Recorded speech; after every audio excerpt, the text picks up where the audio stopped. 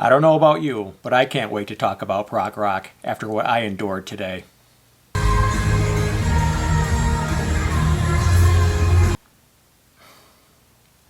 Last year, I did a video on albums I listened to over the summer because that is usually when I have more time to listen to new to me music. Recently, I have had an influx of albums in which you may have noticed if you've been watching my shorts here on YouTube. Since I have a massive backlog of music, I decided I need to get listening again, so I thought I would share my spring 2024 albums.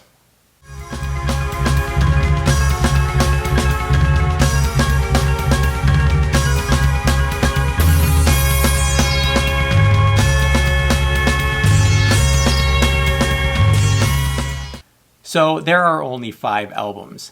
I usually listen to new music on my way home from work, and I spend about 2 weeks with each album. This allows me to become familiar with the music as well as make new discoveries upon each listen. I will discuss the albums in order of when I listen to them, so let's begin.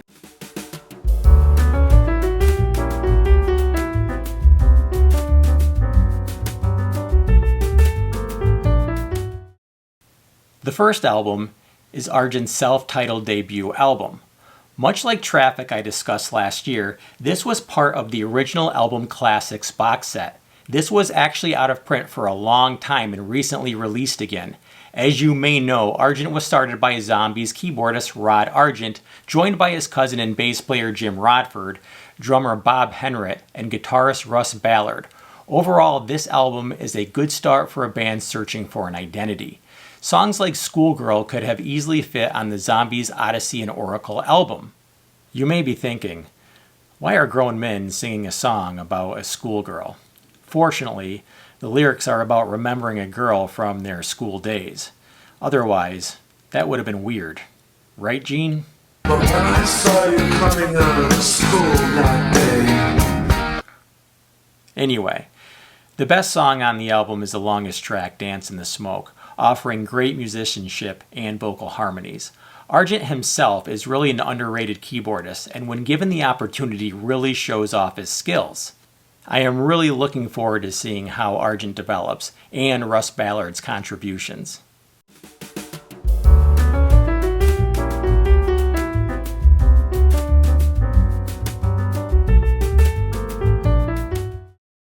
Futurama was a major surprise for me. I had heard good things, but I didn't expect how good this album was going to be. This is Be-bop Deluxe's second album. I decided to start here instead of their debut, Axe Victim, because I had heard this was more on the progressive side. I kept reading about how great Bill Nelson's guitar playing is, and he certainly delivers by throwing everything at the listener. The songs are kept short compared to most progressive rock songs, so they never overstay their welcome. Nelson's approach to writing is very progressive with lots of changes and clever lyrics. The album blasts off with Stage Whispers, which is probably one of the best album openers I have heard in a while. The most progressive and longest track is Soundtrack. There really is not a bad song on the album. This particular package came with 2 mixes of the album and some worthy bonus tracks. I highly recommend this album, and I am really excited to listen to the follow-up Sunburst Finish.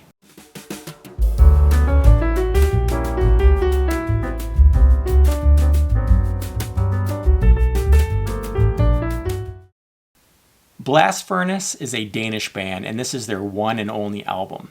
I had listened to a few tracks off this album on YouTube, and I really liked what I heard, and this was several years ago. So what took me so long to buy this? Well, I had this really silly rule that I wouldn't buy bands that had only one album. Yeah, it doesn't make any sense. Once I broke that rule, it opened me up to acquiring bands like Quatermass, Bram Stoker, and Fuzzy Duck. Secondly, this album was really hard to find. Overall, Blast Furnace did not disappoint. I would describe this album as heavy prog and psych. They may have shown up a little late to the party in this genre, hence only releasing one album. The instrumental parts can take you on a wild ride featuring heavy doses of guitar and organ with a little flute for good measure.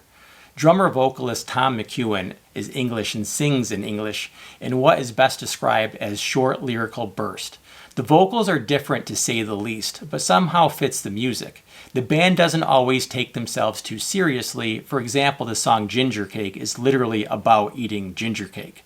Sometimes lyrics can be inadvertently funny, probably because they are somewhat dated. The album does come with a bonus track that adds nothing and is by far the worst song on the album. Otherwise, it is loaded with highlights. Toy Town, Ginger Cake, Dr. Knight, and First and Last. They are all well-crafted songs. Curiously, the album kind of finishes on a low about a clown named Bobo, with Goodbye Mr. Bobo and the reprise Bye Bye Bobo. It reminds me of the Kinks song Death of a Clown, written by Dave Davies from their Something Else by the Kinks album. Turns out Mr. Bobo is a lonely and depressed clown, even though the crowd loves him. A depressed clown. Who would have thought? Speaking of clowns, let's go off on a tangent about clowns and prog rock. The clown theme was used by several prog rock bands in the 70s. Let's take a look at a few. The Clown from the Jumbo album by German band Grabschnitt. Clown from the self-titled album by British band Odin. The Clown and the Queen from the Marburg album by German band Pell Mell. Clown from the Clowns album by Italian band Nuova Idea. For All the Clowns from an album by the same name by German band Sahara. And Early Morning Clown from the Down to Earth album by British band Nectar. This doesn't even include circus theme songs. All this talk of clowns made me want to pay tribute to my favorite childhood clown, Bozo. He was always there for me when Jeez Louise! What the?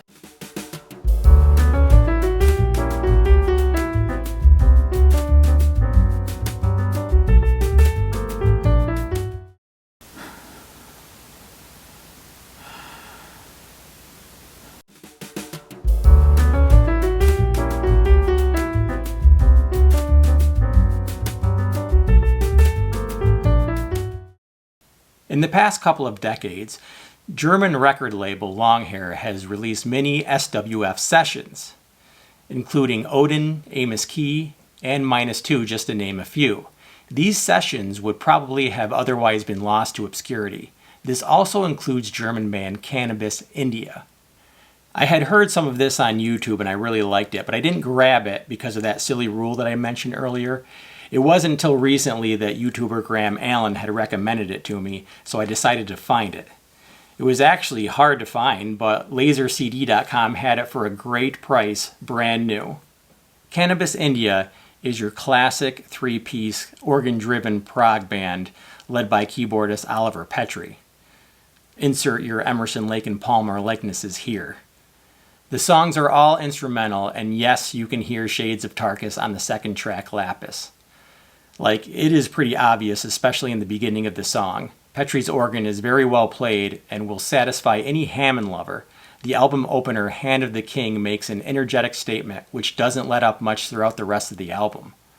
I could find 0 pictures of this band, so here is a rendering of what I assume they look like.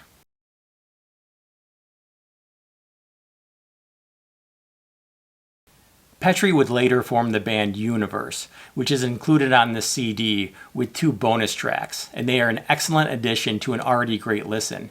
Universe features synth and even vocals. If you can find this album, then get it.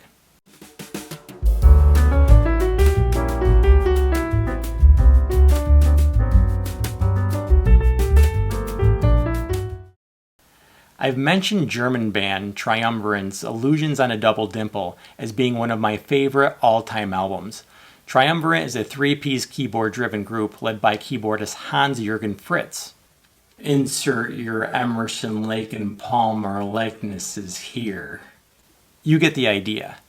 Yes, they did do a song on Illusions called Lucky Girl. It's still a great song. Fritz deserves to be in any discussion about keyboard greats. Triumvirate also featured Helmut Kohlin on bass and vocals and Hans Betthelt on drums. I always wanted to hear Illusions on a Double Dimple live. So when I saw this release, I got very excited.